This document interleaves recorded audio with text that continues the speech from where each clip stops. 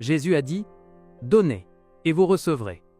On vous donnera une bonne mesure, pressée, secouée et débordante, que l'on versera dans votre giron.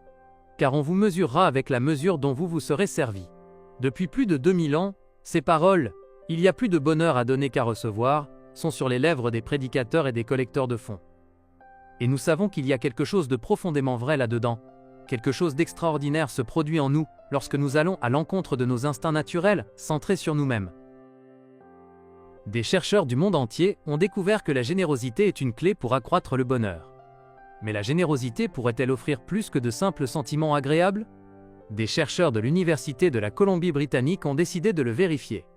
Chaque semaine, ils donnaient 20 $ à des patients souffrant d'hypertension. La moitié devait dépenser cet argent pour eux-mêmes. Vêtements, massages, crème pour le visage et autres cadeaux personnels. L'autre moitié devait le dépenser pour les autres. Acheter des muffins pour les pompiers, des biscuits pour les voisins, des cadeaux pour les petits-enfants, ou faire des dons à des œuvres caritatives. Les résultats furent stupéfiants. Ceux qui dépensaient pour eux-mêmes n'ont montré aucun changement de leur tension artérielle. Mais ceux qui donnaient aux autres ont connu une baisse significative de leur pression artérielle. Il est véritablement plus heureux de donner que de recevoir. Peut-être qu'un jour les médecins prescriront simplement « Soyez généreux 2 fois par semaine jusqu'à ce que la tension redevienne normale ». Dans toute la Bible, Dieu nous a bénis par un système de dons qui est une grande bénédiction pour nous et pour les autres.